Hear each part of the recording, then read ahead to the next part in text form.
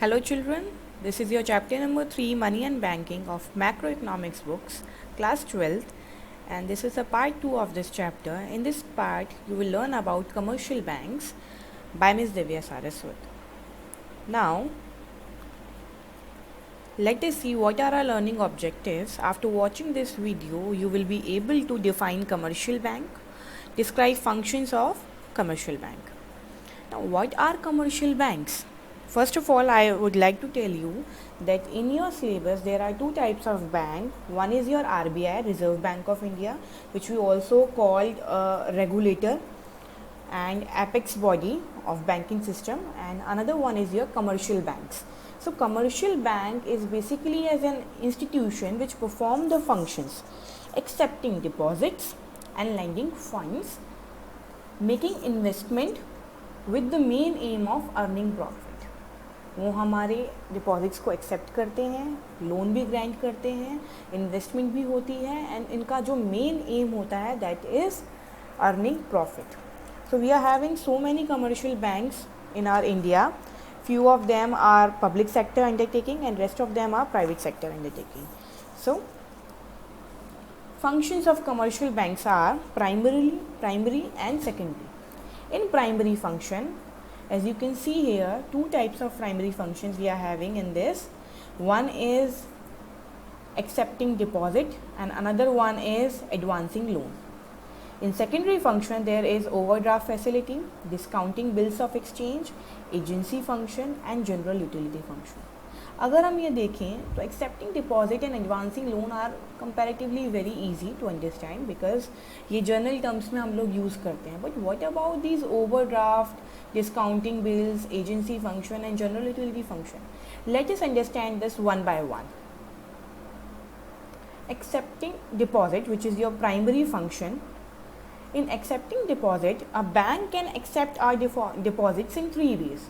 One is demand deposits, next is fixed deposit, another one is saving deposit. In our last video, we already discussed about this in a very less words. That demand deposit जो basically होता है it is for your current account. Deposits repayable on demands, demand पे ही उनको repayable कर दिया जाता है.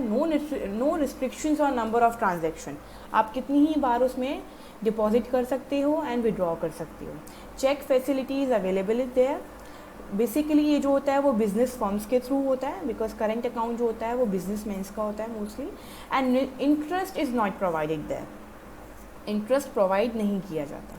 Okay, so demand deposit is from current account and this is for business firms. Now next is your fixed deposit. Fixed deposit amount deposit for a fix period of time. दो ही transaction involve होते हैं. There is only two transaction, one is deposit and another one is withdrawal.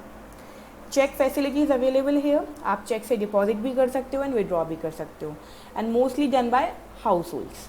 Highest rate of interest, इसमें तो rate of interest है ही नहीं, but in fixed deposit and saving deposit there is rate of interest जिसमें आपका fixed deposit का highest rate होता है.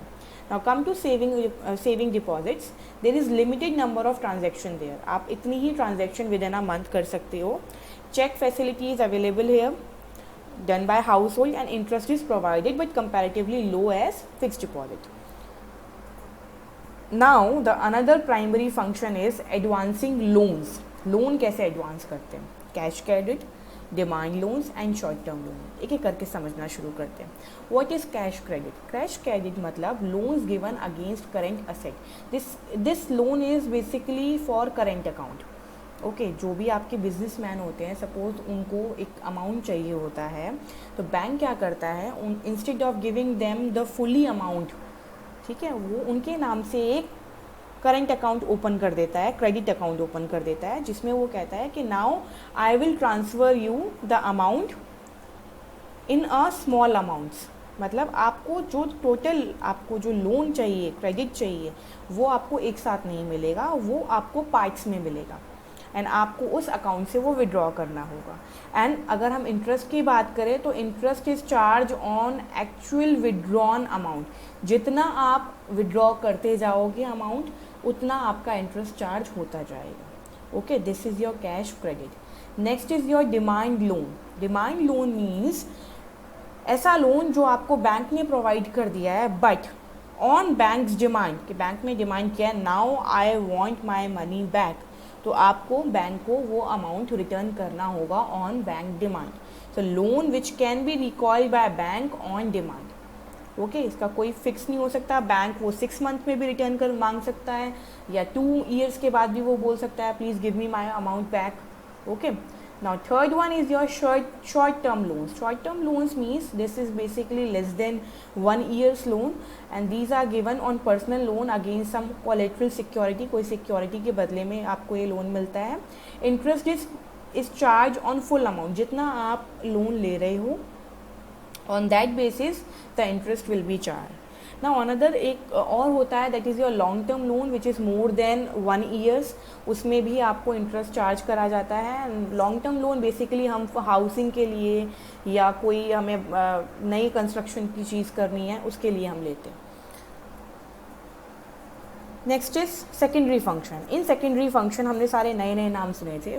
द फर्स्ट वन इज और over draft facility. Over draft, over मतलब एक एक्सीड लिमिट, जो लिमिट होती है उससे ज़्यादा. ड्राफ्ट मतलब withdraw. Facility, overdraft facility, a facility in which customer can withdraw more money than actual line in their account. कोई भी कस्टमर या क्लाइंट एक एक्सीड लिमिट से ज़्यादा विड्रॉ कर सकता है. फॉर एग्ज़ाम्पल, एक क्लाइंट ने एक पर्सन को चेक काट के दिया 1000 रुपीज़ का, बट उनके अकाउंट में कितने रुपीज़ हैं? 900 रुपीज़. इन दैट केस अगर बैंक ने वो चेक रिफ्यूज़ कर दिया तो वो चेक जो है वो डिसऑनर हो जाएगा, बाउंस हो जाएगा. उससे क्या होगा, एक कस्टमर की इमेज ख़राब हो जाती है.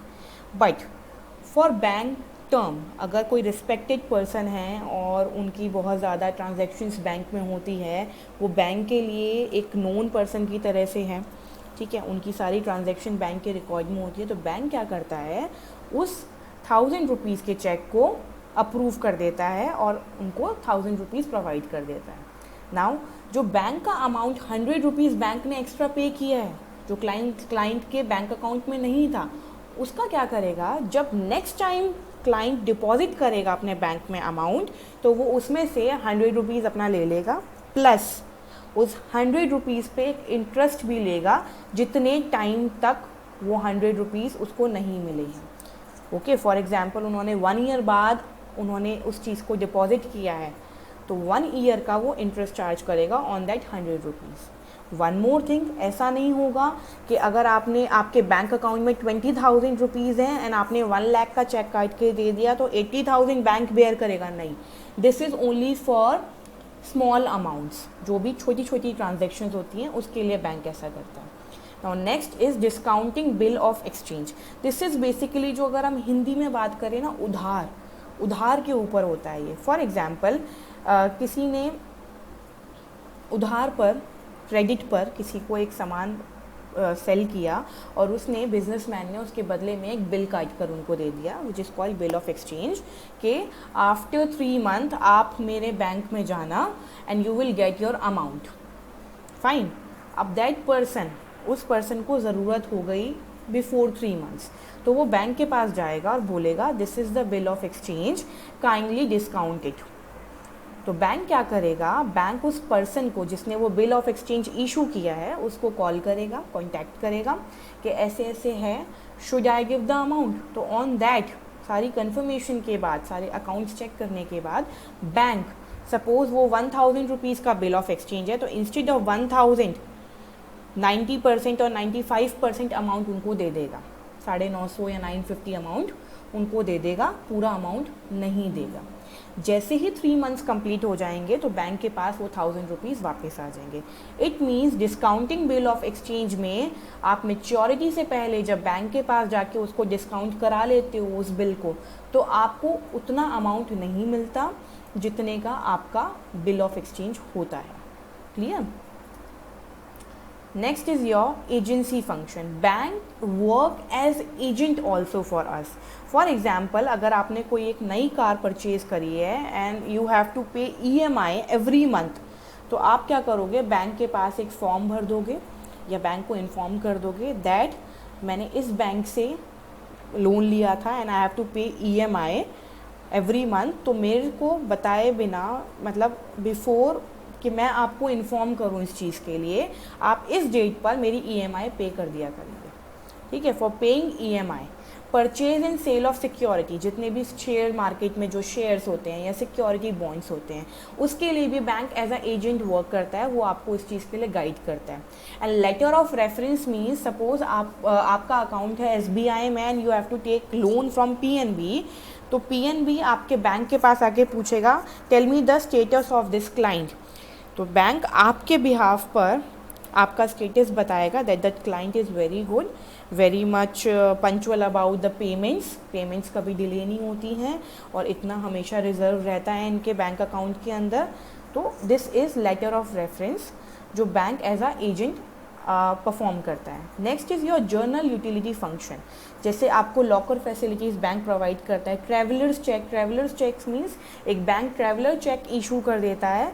फॉर एग्जांपल आपको यहाँ से दूसरी कंट्री में जाना है और वहाँ की करेंसी के लिए आप क्या करोगे, वो ट्रैवलर्स चेक वहाँ के बैंक को दिखा दोगे और वो आपको उतनी करेंसी प्रोवाइड कर देगा।